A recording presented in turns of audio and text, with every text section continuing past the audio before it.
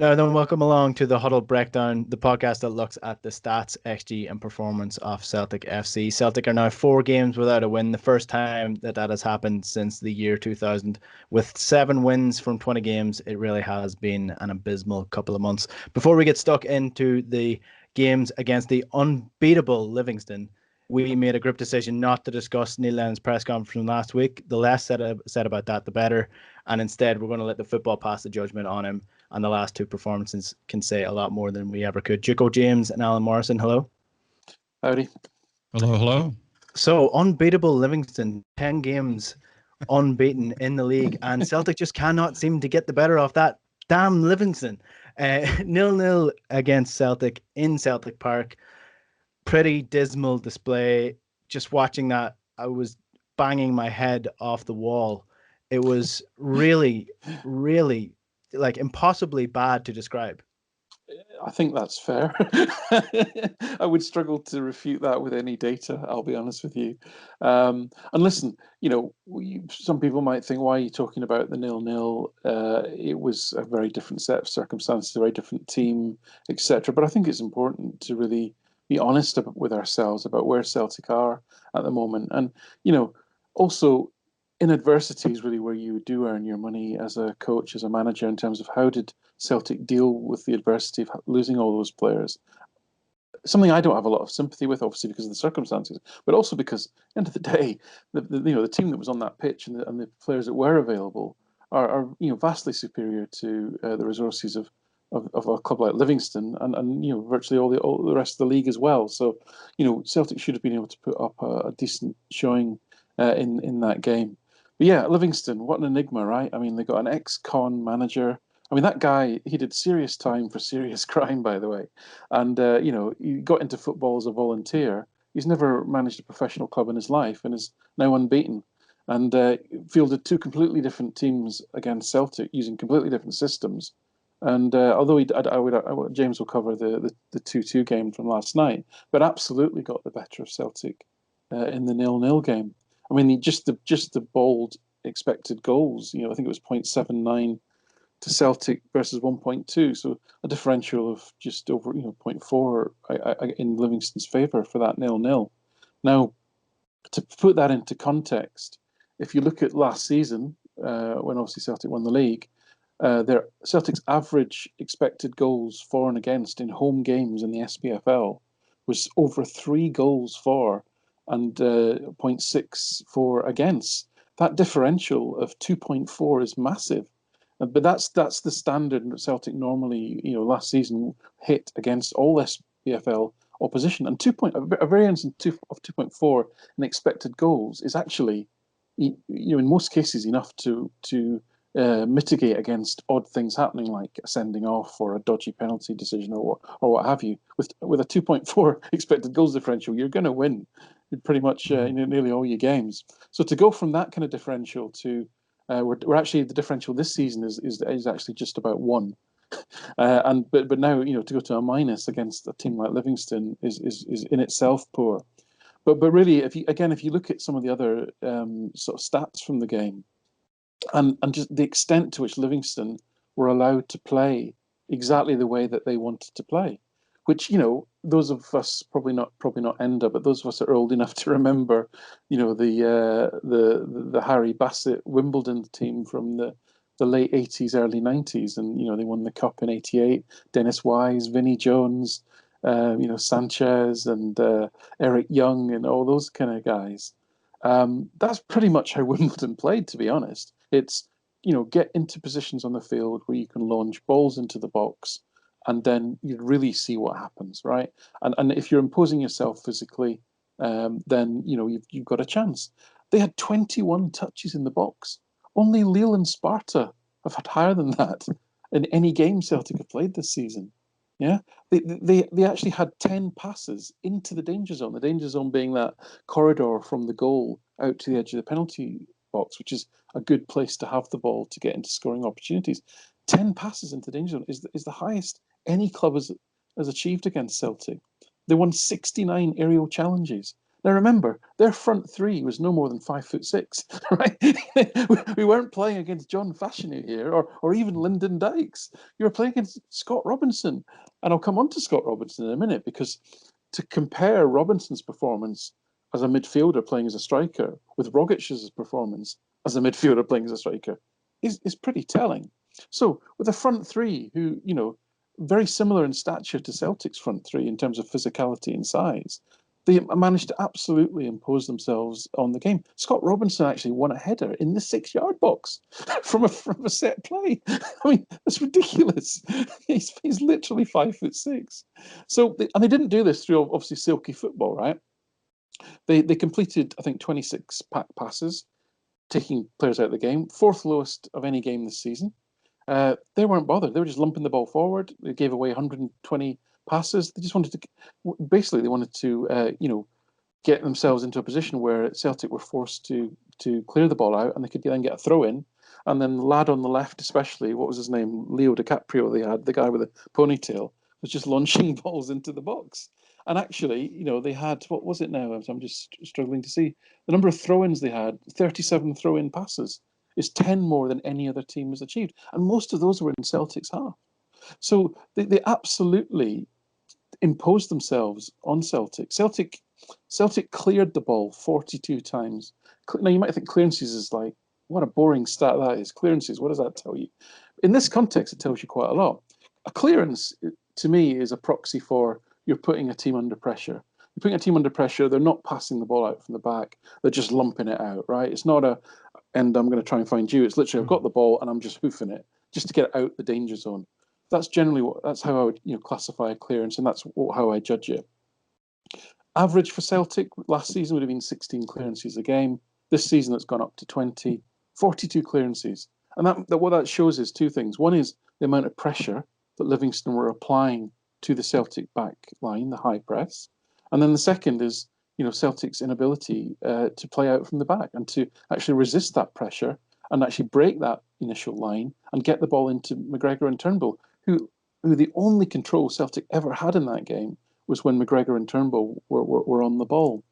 So, but the other thing that it highlights, and this is the sort of last thing I want to come on to, is just the sheer physical desire of the Livingston team to press Celtic, the physical effort they were putting in. Robinson, right? He got absolutely smashed by Duffy time and time again. Every aerial ball that went to Robinson, he not only did he lose the header, he got absolutely smashed physically. And he kept going up for it every time, because what was happening was every time Duffy went up for the ball, Robinson would lose the challenge, obviously, and take a hit. But he caused enough disruption that the second ball was just a mess. Could have gone anywhere, right? Contrast that with Rogic. Rogic literally didn't even jump for the ball. He doesn't jump for the ball. He didn't make any physical effort to put into the challenge. Now, okay, you're not a good header of the ball, but you're 6'2". You can mess players up. You can back into them. You can get your elbow into their ribs. You can make it uncomfortable for them, so that the second ball you might have a chance of winning, and then you play from there. That's what they were doing. These little guys that they had were just messing people up, and just through sheer physical endeavour. And the counterpoint I'm going to come on to is I just didn't see that physical endeavour from Celtic. I mean, Johnson is just, his head went down the first time he got whacked. Rogic just doesn't, the second time he got whacked, his face, he just didn't want to be there. His body language is appalling. And Frimpong, really struggled to impose himself on the game as well. Those front three just couldn't impose themselves in the same way that these very limited players, technically, that Livingston have got, were able to do. And I'm kind of straying into the cliche about, they wanted it more, they put in more effort, which I kind of hate, because show me the stats, right? But what I'm trying to show here is that the circumstantial evidence and the secondary data does tend to lead you into that direction. Now, if we had the GPS data and the running stats and meters covered and an intensity of sprints, I'm pretty sure it would show that as well, because that's what the eye, I think, told us. Yeah. Sorry, yeah, go on, Enda. No, I don't want to look at that GPS data. Personally, yeah. But the point I'm trying to make is I'm very nervous about, and I don't want to get into these cliches about they wanted it more, because this is about analyzing performance in I think a better way than that, and actually looking at data. But as I say, the circumstantial and the secondary data all points in that direction. And I don't care that it was a depleted squad. That is unacceptable. So, Alan, as you were going through the clearances data, it struck me of the irony of the narrative that part of the reasons that we needed to sign Duffy was to be able to handle, physical strikers like, let's call it a Dykes. And that was derived largely from the performances versus Livingston last season. And then the Kabamba episode against Kilmarnock with Julian. And the irony of this is Duffy finally got a game where his skill set actually suited, where Livingston dominated us and bombarded our box. It's just incredible that everything you just recited there, and I don't want to steal your thunder. You'd made a comment on Twitter and before we started here about it's almost like a Ross County opponent. That was really the level of Celtic's output in that game, was almost like Livy was playing Ross County. I had so much doom and gloom to impart there, James. You're absolutely right for reminding me that if you look back at Livingston's recent run, okay, of games, this unbeaten run that they've gone on, and you look at the expected goals data and you look at the shot data, this was actually one of the most one-sided games that they've had in that run. The numbers were akin to when they beat Ross County 3-1. That's what I meant by that. The expected goals and the number of shots generated for and against was pretty much what happened when they beat Ross County 3-1. We may as well have been watching Livingston play a bottom-of-the-table team. Yeah, well, so my tongue-in-cheek comment is that we had a clean sheet because of Duffy against Livingston. So that's a it was worth it, wasn't it? Yeah, the whole ordeal this season's worth it. But actually, he did win a lot of challenges because he was up against a guy that was 5'6". But what then happened is the other aspect of his play was shown into sharp relief, which is his distribution. Oh, of course. He gave away 11 passes for a centre back. That's ridiculous. Centre back should be around 95, 96% pass completion, not 75%, right? Mm-hmm. Yeah, it was a mixed. We'll call it a mixed performance from Shane Duffy in that Celtic 0-0. Let's move on to the 2-2 away to Livingston in the snow. Kieran Brown got the first goal for Livingston before El Younousi equalised from a corner, and then Callum McGregor with a lovely assist for Near Beaton, but Near Beaton was about 5 yards offside. No, that's being dramatic. He was at least a yard and a half offside. And then Emmanuel Thomas scored the equaliser for Livingston before the end of the game after Scott Brown's red card. So one thing that I know that you want to touch on here, James, and one thing that we should touch on is where Celtic were playing most of their football in this game. Because one thing Neil Lennon said after the game was that we worked the ball into good areas during the game. So is that true? Is that necessarily true, what he said? I don't think so. So I haven't, honestly, given the timeline here, I haven't had a chance to rewatch the game. And to be honest, I don't think I'm going to rewatch that one. It was too brutal. So I don't rewatch every single game. I'll probably pick out some cuts and take a look. But so maybe on the YouTube version of the show here, Enda might throw up a couple of these heat maps. But one of the observations I've had for some time under Lennon, and I actually wanted to query Alan on this. So one of the things I've noticed is we've just lacked central presence. I mean, you talk about that danger corridor from the goal line out to the 18, kind of encapsulated inside the 6-yard box lines. What I like to do is extend that out all the way to the midfield circle and think about, how much possession do we have centrally in that corridor? And Y Scout had the system as 4-4-2 diamond. I don't think it was. I mean, when I look at the heat maps, it looks like it was a 4 kind of, again, I speculated before the game. It might be a 4-3-3, 4-2-3-1, or a mess. And I think it was a mess. When I look at the heat maps, there's no central presence. Even, and one of the heat maps I shared with you guys that we can maybe put up was Turnbull's performance against Hamilton, at Hamilton. So again, another plastic pitch in the 3-0 on I think it was Boxing Day. And he had a lot of central presence outside of the 18, kind of roaming as you would think a number 10 would. And regardless of whether it was 4-4-2 diamond or let's call it 4-2-3-1, if he's the nominal number 10, his heat map from this game, he's nowhere near central locations. He's kind of wide right, wide left. Christie and El Yunusi were more like wingers. They were wide. McGregor was way out wide left. It's almost like some of the same problems that we had when we were tilted left, where the ball would all go outside to Taylor, earlier in the season. And the thing that to me is pretty remarkable. I mean, I monitor this pretty regularly, and it might be confirmation bias because I focus in on it through Brown's playing period the last couple of seasons. But it's been typical that Brown would be open centrally, and the center backs or the fullbacks don't play him in.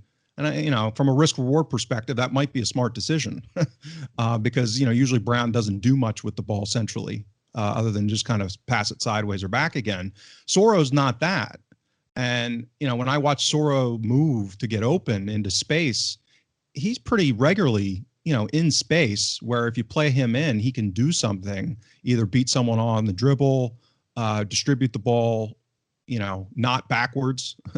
And I mean, his passes received centrally, I think he only had 5 forward passes yesterday. And I think he only had 2 or 3, what Alan would call pack passes or progressive passes. So when we've seen the diamond work, we've had a lot of central presence. We've had midfielders and Soro dominating the ball centrally, and possession centrally. And then that's leading to, better scoring opportunities. And, as a derivation of that is XG. And yesterday was like a reversion where we had almost no possession centrally. Everything was out on the wings. And again, if you think about, Griffiths is not the striker to be lumping crosses into for the most part. And I thought his performance was pretty awful. Shocker, 10 days off, and Lee Griffiths isn't necessarily at peak form coming into the game. So, again, from a system perspective, I couldn't make sense of what we were trying to do once again, which, again, isn't shocking based off of what Alan talked about in the 0-0, where, and that's really been the stress test of Celtic this season has been any time, things kind of go wrong or we need tweaks tactically or to do something responsive when things aren't working. I didn't see any of that again yesterday. And again, the subs were just unbelievable. So just coming on the tactical side, James, I think again credit has to be given to the nine game manager here. Right. The way he'd set up Livingston, he had 3 very narrow centre backs, and then it looked like it was going to be it said at the beginning 3-5-2, but it wasn't. They had Hamilton up front, and then the 2 wide players, who was Emmanuel Thomas, who got to be one of the worst footballers I've ever seen in my life. And Greg Taylor was like, I've finally got an opponent up against me who's way slower than I am. I've got to have a field day today. But anyway, that Emmanuel and Thomas and Forrest were giving them a sort of wide presence. But when they lost the ball, those 2 players kind of filtered back. And it became a 3-6 because they actually had 4 quite tight in the middle. So I think credit to Martindale, who would have probably have guessed that Celtic would have gone back to the diamond with the squad now being more intact, and he basically packed that midfield. And but I agree with you in terms of the Celtic shape wasn't obvious. It wasn't obviously set up to be that diamond. Christie was really wide, and he never really came in. And McGregor was fairly wide, and therefore, like you say, there wasn't that connectivity, the ability to play those quick, sharp passes. Which having those 6 skillful players in physically close proximity, the diamond gives you that. Because El Yunusi was wandering, Griffiths positionally, he tends to drift as well. Didn't have that central focal point, and the midfielders weren't as connected as the have been when that diamond has previously been implemented. Well, but I think some of that's down to how Livingston, sorry, were set up. I agree with that, and I understand it. I get this is where again my relative naivete, such things. This is why I wanted to query you on it, Alan. Is just fundamentally and conceptually, that was really a reserve Livingston side to a degree. I mean, he dropped 7 players in advance of their cup semifinal this weekend. So the idea that a Livingston reserve team, regardless of how they set up, would be dictating play to us. This was not our reserve team, right? I agree with you in the 0-0 game. That even shouldn't happen in that game, and they did dictate play to us in that game. But the reality of them forcing us out of our quote unquote game under any circumstances, to me, is mystifying. And to the point where, again, if I look at one of the pieces of data I like to look at, particularly with those forward players and the central players, is how many times they lose possession in a game. And, in a game against, let's say, Rangers in December 29th last year, where, they played narrow and we had real trouble. We kept trying to play centrally, but we kept losing possession. That's reflected in the data. Like we were, bashing our head against the wall, trying to force things and not, achieving it. That was not the case yesterday. I mean, our lost possession stats, somebody like Turnbull, we weren't losing possession trying things centrally, is my point. So we basically Elyounoussi, sorry.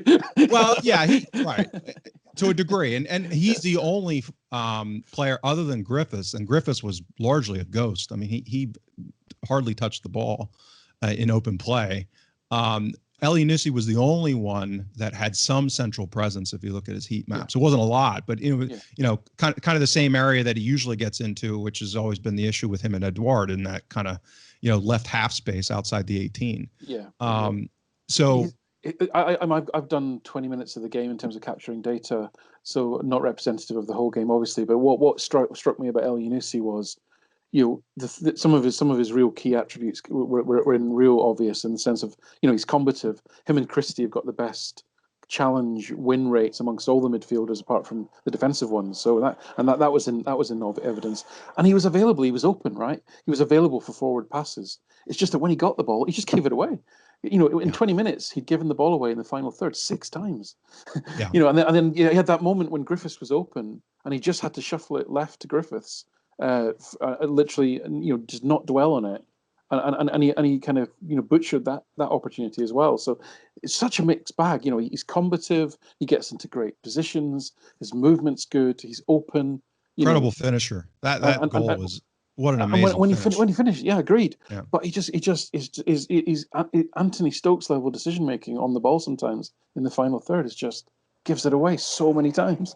Yeah, and I did a video a couple of days ago, basically following on from James's comment about the clear out that Celtic need to do, and I essentially took out all the players who would be probably leaving at the end of the year and went over the skeleton of what we have. We still had 4 number 10s at the end of this year if we make a decision, if we sell players, and we definitely don't seem to be playing to those strengths. We still, even against a team like Livingston, who were set up that the only way or the best way to approach the game is getting the ball out wide and stretching them as much as you can.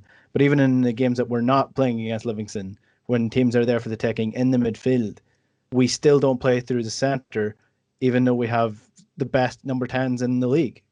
Well, I would disagree. I think that run of games where we introduced that diamond, we did actually see that, because it not only did we see that in terms of the connectivity between McGregor, Turnbull, Christie, Edouard, I would say is a proxy 10 as well. These are 4 players who all know how to play number 10, and they were connecting, and we were winning the games, and we weren't conceding chances either, because we had control and we had solidity. So even if play broke down, that diamond shape is pretty solid in the middle. So you could break wide, but you weren't going to break through the centre, which is most dangerous. So I think Lennon was right to persist with it. But I think to James's point, one of the persisting themes we keep coming back to, and we talk about the same things every week because of it, is this failure to react. If things aren't going well, how do you change it? The simple thing that occurred to me on the 0-0 game was that, midway through the first half, when Rogic had failed to hold the ball up or given it away for the 5th time under challenge, I'd be thinking, do you know what? 10 minutes, Turnbull, Rogic, just swap, right? Rogic, you play your natural game. Turnbull, you've got a good first touch. You're 6 foot. Just try it for 10 minutes. What harm is it going to do? It can't be any worse. Something might happen. At least try it, right? Just something. When it's going bad, you've got to, every game. No, who makes the first sub? Not Celtic. The momentum's gone. We haven't completed a pass for 10 minutes. We haven't had a shot for 20. Do we change it? No. Let's wait another 5. That's that theme is there, and it was evident in both games actually. Defensively in this game, obviously conceding 2 goals is disappointing. Again, another set piece. Christopher Ajer this time switching off and not picking up his man at the far post. It couldn't have been an easier finish for him in the end, really. It was a header from like 6 yards out or just the penalty spot. So, and he had a clear open goal to do it. James, what was the defensive performance like? Or in terms of the data, was it as bad as it looked? Yeah. So actually, from a defensive performance perspective, I mean, we from a chance creation perspective, Livingston didn't really do anything from open play other than the second goal. And that was based off of, I think it was Christie that missed a tackle and let the guy kind of have a free walk. I think it was, I'll call him Hippie Boy. You were calling him DiCaprio. I think his name is Brown. And he played a good game. I mean, he scored and then he had that cross. I mean, we made him look like, a world beater. But yeah, I think their XG was sub 0.5. So, again, as far as benchmarking home games, as Alan had said, that's a decent level of suppression of chance creation. And, with only one of them really coming from open play of significance, that's not too bad. So, it was kind of your point, Enda. It's a free header from 6 yards is, from a free kick from just inside the midway line, the halfway line. I mean, that's just an incredible ineptitude. 40 yards that ball traveled. Pretty much in a straight line. I mean, it's just it's literally schoolboy stuff. It is, honestly. Yeah. And again, credit to their Brown. I mean, it was a good header. And then it was a good finish by Alan's favorite player. The Jet, good old Jet. A player, but that's, this comes back to what Alan was saying about, that 2.4 differential in XG at home last season, and that being wide enough to kind of be resilient and robust to variance. And so, this is an example where you had a team with not a lot of chances score 2 goals. And, I would argue in a season long, I've said this so many times, I'm a broken record this season. As a one-off, yesterday wasn't horrific.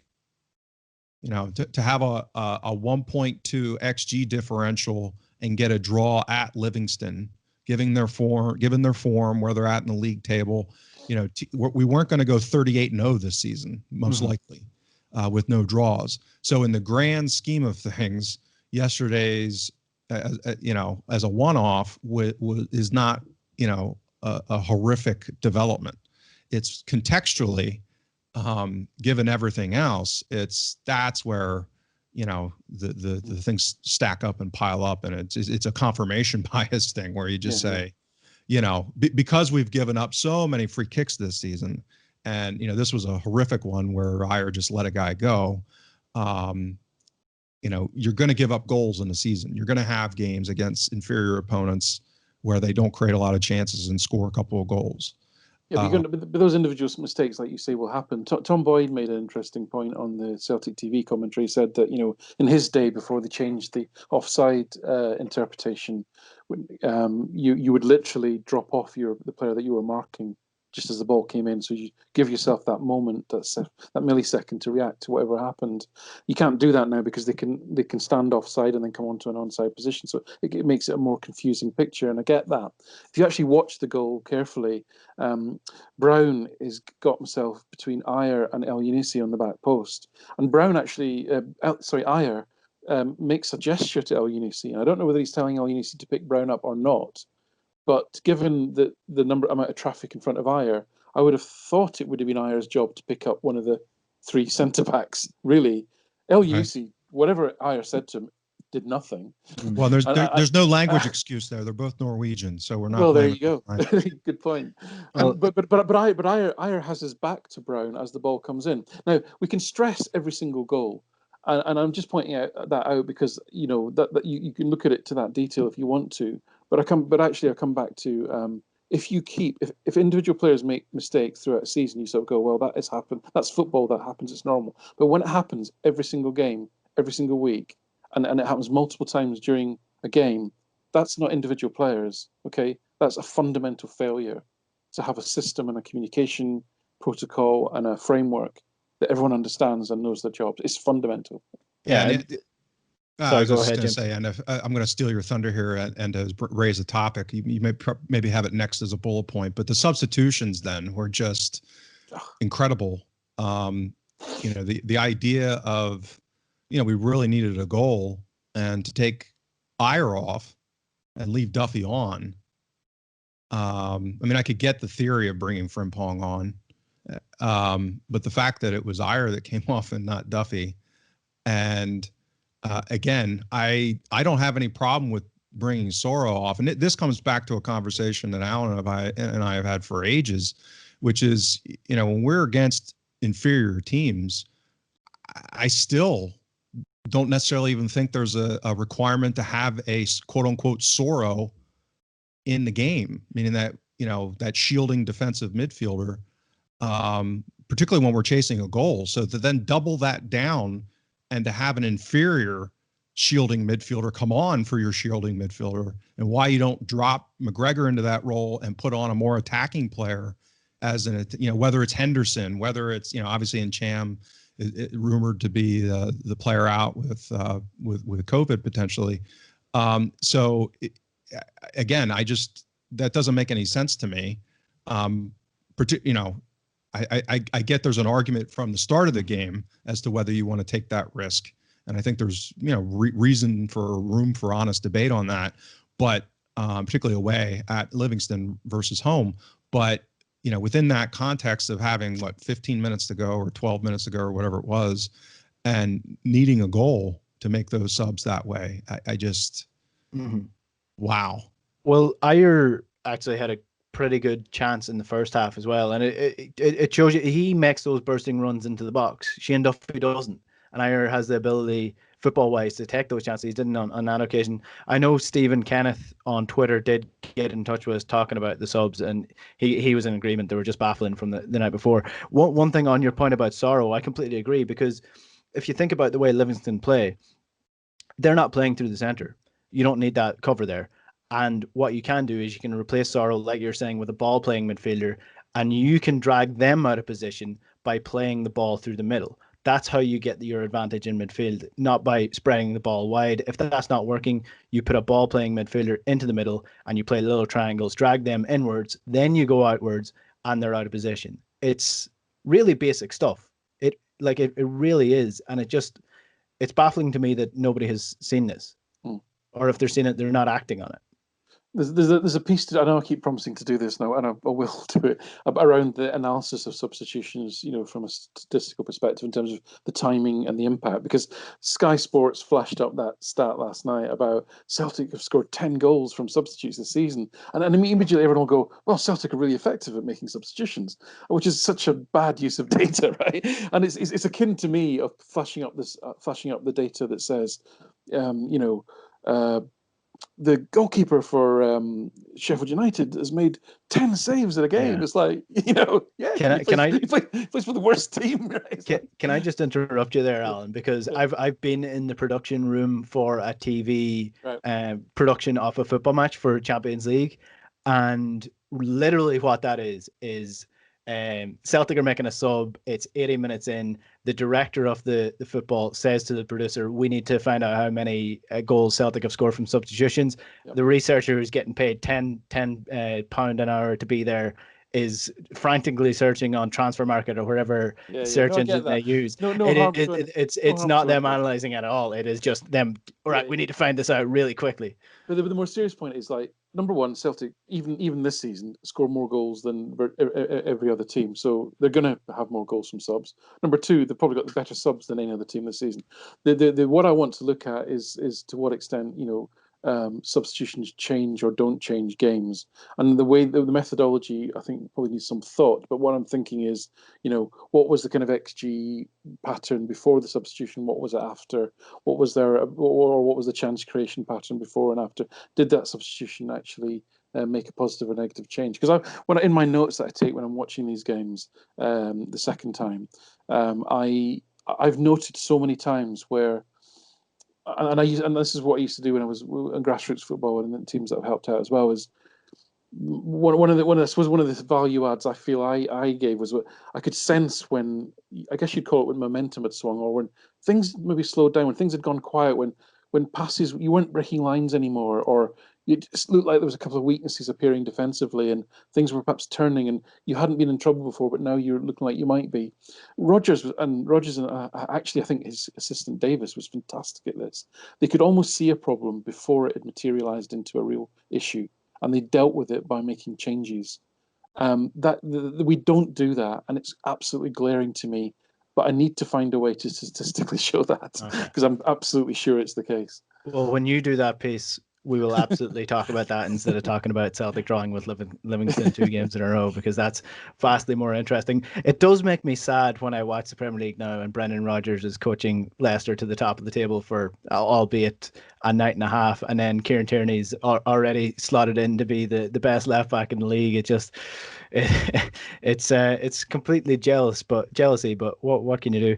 The serious point to that as well is that it does show you the quality of players Celtic have. Your McGregors, your Forrests, your Nchams, your Edwards. They're all of that kind of standard. Yeah, listen, even Stuart Armstrong, who I would have considered not the best midfielder in that Celtic team that he played in, and he's starting for Southampton. They're doing brilliant this year as well. So it's all about coaching and how well that is happening. Well, that's what makes it more blatantly obvious to me. As pretend hobbyists in the analytics community, I wanted to give a shout out to Jack Lyons, who was name dropped by Madison in his interview after the Leicester game. He was the former analyst at Celtic that Rodgers brought in. So some pride for the Scottish analytics community and making it to the top level as well. And just for the record, Jack stayed at the club for the full season. He didn't leave with with Rodgers in February. So some pride for another Celtic supporter getting to the top level. And listen, James, there's a serious point there as well, because a couple of people who have been in touch on YouTube or in the comments on Twitter who don't believe in the data analytics and don't believe that it's you watch football with your eyes. That's what happens. This is modern football. The analytics side is as important as a lot of things these days, and James Madison showed it there, because he was a footballer who didn't really understand what he had to do to score more goals, and they had a coaching ticket smart enough there and an analytics team smart enough there that they were able to say, right, if you do this and we will get players into a different position, you will score more goals, and it came to fruition. Yeah, that's exactly how valuable this thing is. Well, and one of the buzz stories this week in the analytics community was Man City has a dedicated arm in research and development for all of their clubs. I forget how many they have under their umbrella, but they hired one of the prominent academics in the space from Harvard, who's an astrophysicist. So, the level of intellectual firepower that's being thrown at this space from the biggest clubs is remarkable. And, all the way down through analytically, meaning that obviously he's controlling things and building an infrastructure, but that research and development and the analytics that's then permeating down through the coaching staff, the players. That's the level of competition that Celtic and Scottish clubs in general are going to face increasingly within a European football context. And former players or guys that have their A badge or whatever badge you might have, that's a different animal. Coaching's important. There's different domains of expertise and skill sets here. That's not a theoretical physicist or an astrophysicist. Those are different fish. So it's an important area to consider when we keep talking about this analytics space, as far as the level of resources and firepower that clubs are throwing at this. Hamilton up next week. Is there anything you just want to touch on before we finish up? To be endured. Yeah, it's. I do. The only other thing I want to come back to is I don't. The selection on the striker side has continued to vex me, and it even vexed me last season when they went to Edouard and Griffiths.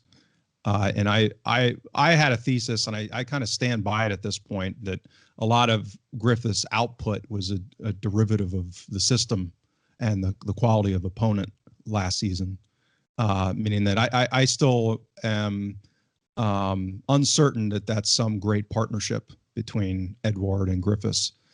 More so that we're getting a better structure against inferior opponents, and when Edouard's firing and you have McGregor firing as an attacking 8. And the other thing that's missing that was there last season, which was the creativity of Ncham as an attacking 8 over Christie. When you have that network effect, I think that really put Griffiths in a position to have a lot of output, which he did to his credit in that environment. But that he hasn't been as productive when he's played this year. He's been okay. And I just wonder how much of this is due to, again, him being in a good position relative to opponent and the other players he's playing with. Long-winded way of me saying, I'd like to see a Jetty get a run. If we keep persisting with this 4-4-2 diamond, and particularly with Edouard, that would be my wish list, is to get, some exposure from a Jetty to see, because I think his profile, that's why I was excited when we signed him. I thought his hold-up play and his physical profile of being a box striker, someone that's actually advanced, putting pressure on the center backs. You can play it into feet, and he can, physically battle a center back. Where, we saw, I don't even know how many times Griffiths didn't possess the ball. He was tried to play in last night, and again, it was tough pitch, tough circumstances. But that's not really his game to begin with. So that's I probably won't see it because I hardly ever get to see what I want. But that would be the one iteration that I'd like to see, assuming that Edouard's knee is okay and he plays. Let's get to see a Jetty paired with him, because I think we've only seen that once this season, which is absolutely remarkable, considering that we literally brought this guy in to pair with Edouard, nominally in a 3-5-2. But even now that we're in a diamond playing 2 strikers, and we're just not seeing it, remarkable. Yeah, the 3-5-2 actually was successful, but it was almost exclusively used against the weaker teams. It was abandoned for both the Copenhagen games. Yep. And the game against the Rangers as well. So it's very difficult to judge it on a comparative basis. It was successful in and of itself in terms of the games that we played it in. But again, context is everything, as we keep saying. And same with whereas the diamond, was effective against Lille and was effective in the Derby game as well. It was the decision making and the response to crisis that failed Celtic in that game. Yeah, so I agree with you. I don't know what's going on with the Jetty, but he's had a few 70-minute run-outs, but very little of a sort of sustain. Putting on Klimala as the first change last night made no sense to me. when you could have put on a Jetty difficult pitch, physical team. You needed, like you said, absolutely right. You needed presence centrally. That just made no sense. Mm-hmm. I'm not looking for perfection. I'm just looking for Celtic to play an actual striker as a striker. That's listen. That's my wish list. I know. Imagine the gall of me to consider that the club should be playing an actual striker in that position. Just a heads up before we finish up that next week's podcast will be going out on the 20 Minute Tim's Patreon page as opposed to the usual places. So if you want to listen to that, we'll be doing a more broader look at the season so far. So if you want to be depressed next week, essentially what I'm saying is listen to the Huddle Breakdown, get involved on the 20 Minute Tim's Patreon page, and we'll be sharing that out across the Huddle Breakdown pages as well. If you haven't yet subscribed to the YouTube channel, we've just hit 1,000 subscribers. So if you have, thanks very much for subscribing to the channel, and thanks to everyone who has listened to the podcast as well so far. We'll chat to you later.